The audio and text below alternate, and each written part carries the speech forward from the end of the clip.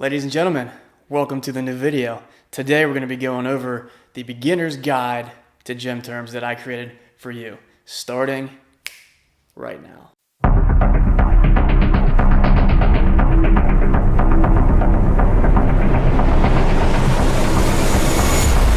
Now hold up a minute. I know you're gonna think that, whoa, 31 gym terms, Jordan? Are you crazy? You want me to learn all of that? I'm not watching this video. Now hold up. Just trust me, if you take the time to learn this guide, you're gonna be walking in the weight room, Mr. Smooth or Mrs. Smooth. You're gonna know how to do a dynamic warm-up. You're gonna know how to cool down the right way. You're gonna know why you use a foam roller. Just give it time, watch the whole video, and if you wait to the end of the video, I have some very important gym terminology that you guys definitely want to stick around for, so make sure you do. Dynamic warm-up. This is what you should be doing before you exercise to increase your heart rate and your body temperature in preparation for your workout. So make sure you do your dynamics first.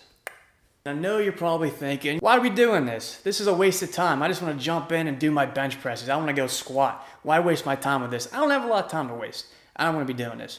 This helps with your range of motion and your mobility. So if you want to get that A to the G in your squats, do your dynamics. Some examples include butt kicks, high knees, lunge, and twist. And don't you forget your leg cradle to side lunge. Foam rolling.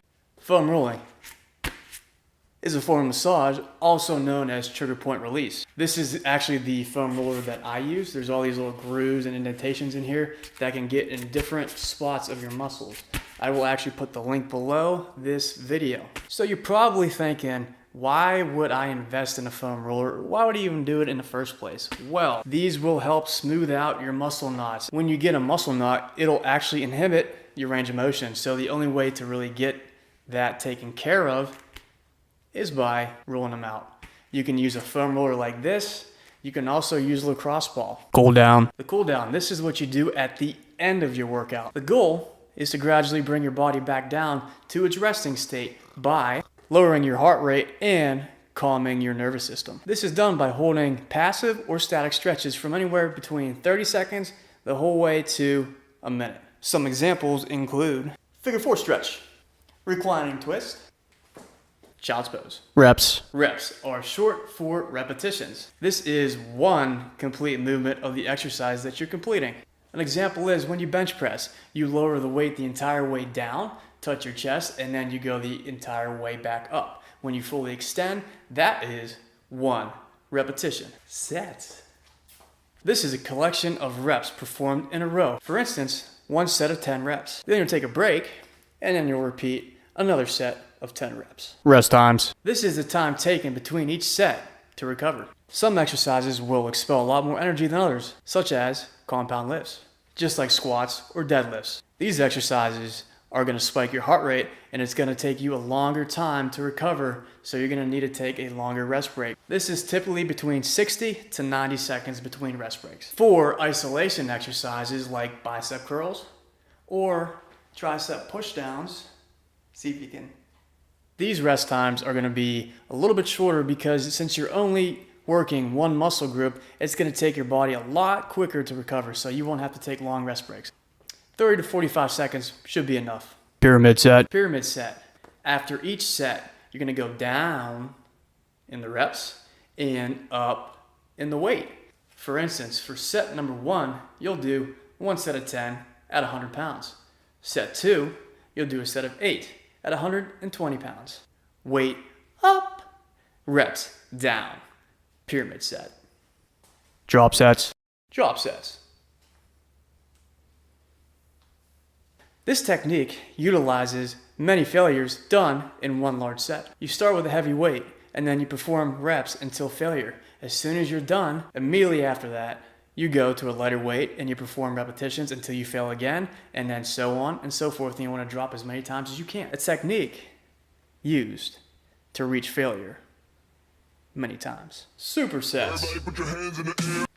It's supposed to be a Superman logo, except I'm wearing a green shirt without it. Yeah, you get the point. I'll Photoshop it in or something. Hey, Superman? Yeah. This is one of my personal favorite exercises. This is when you do one exercise immediately followed by another exercise without a break. This is not only a fan favorite, but this is done by a variety of actors and actresses to get in the best shape of their lives. Supersets will keep your heart rate elevated, and it'll also burn a ton of calories. That's why it's called super. It creates super bodies. Giant sets is performing 3 or more exercises without a break. That's just crazy. I like to use these whenever I train my sports team so much that they actually stop calling them giant sets and they just say, hey, time to do some jury sets. Workout split. Workout split. This is when you split up your body groups into different days of the week. For example, on Monday, you do chest and back. On Tuesday, you do legs. On Wednesday, you do shoulders, buys, and tries. On Thursday, you take a rest day. And then on Friday, you repeat that whole rotation. Compound exercise. This is more than one joint being involved in a movement. For example, a squat is a compound exercise because you're using more than one joint. For example, when you back squat, you use your hips to squat back, so you're using your hip joint. Also, when you lower the weight down, you're using your knee joint and your ankle joint. Isolation exercise. Isolation exercise. This is an exercise that uses only one joint. An example is the bicep curl. This only uses one joint, or the elbow joint. Yeah, I wanted to flex a little bit too, sorry about that. Functional moves. These exercises actually mimic the type of movements you do outside of the weight room in everyday life.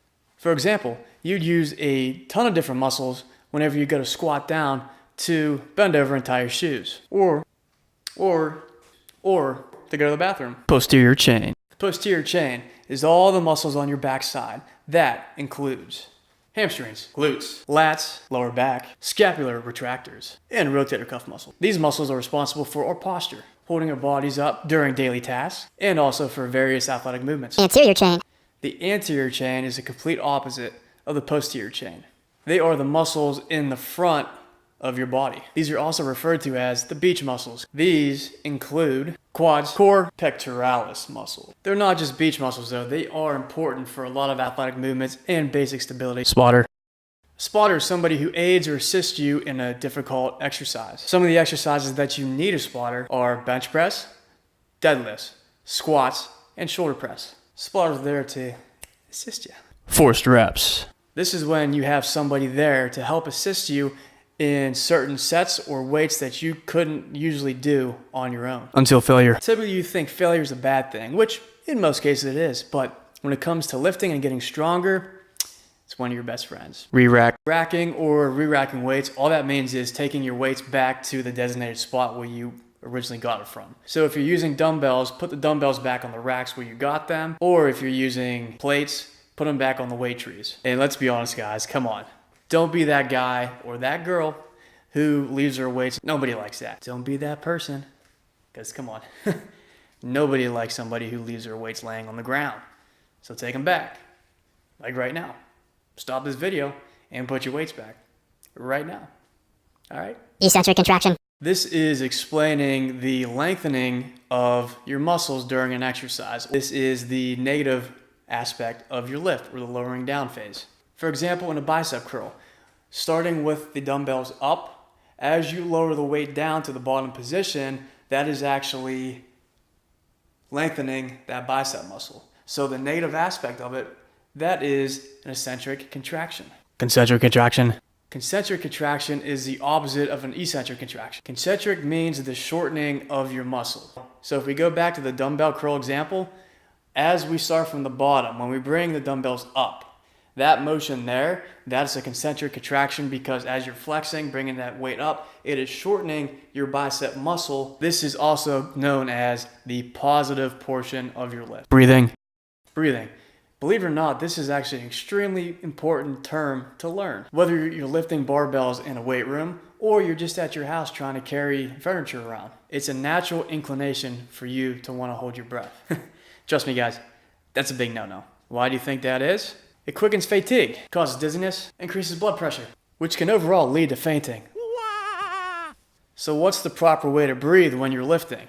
That's a very good question. First, you want to begin by breathing out as you pick the weight up. You want to breathe in as you lower the weight down, aka the eccentric contraction that we just learned, and you want to exhale and breathe out on the upper portion, or the positive concentric contraction. Tempo. Tempo is the rate or pace that an exercise is performed. It's also known as rep speed, or lifting tempo. On paper, it's typically shown with either a 3 or 4 digit code that looks something like this. Each number denotes a specific time in seconds to perform a specific part of each exercise. So let's give an example. 3130 is our number. The first number, 3, that is always stating the eccentric or lowering portion of the exercise. So you would lower the bar down if you're doing bench press for 3 seconds. The second digit, 1, is the midpoint of the lift. So in a bench press, you would want to hold the bar on your chest for 1 second. The third digit, number 3, that is the concentric portion of the lift. So that would be in a bench press, pressing the bar off of your chest for 3 seconds. The fourth digit is 0. That's actually not always used in a lot of examples. If you do see that number though, that's just representing the time at the top of the lift. So in our case, it would be a 0-second hold. Now we're going to go over a couple anatomy terms that are very important to know if you're trying to build muscle.